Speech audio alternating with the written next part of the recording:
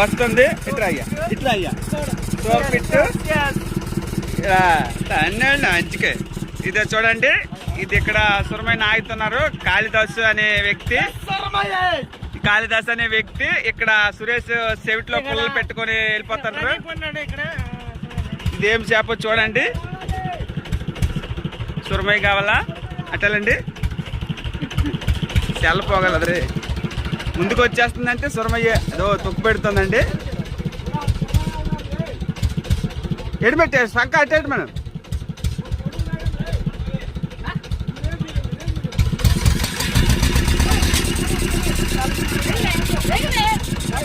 సురమయ్య ఇట్రా ఇటు పక్క ఎత్తు సురమయ్య అండి, చూడండి సురమయ్య. ఇదిగా చూడండి సురమయ్య అండి. ఇప్పుడే ఆగింది. దీనికి వెల చెప్పలేము, చాలా పెద్దది.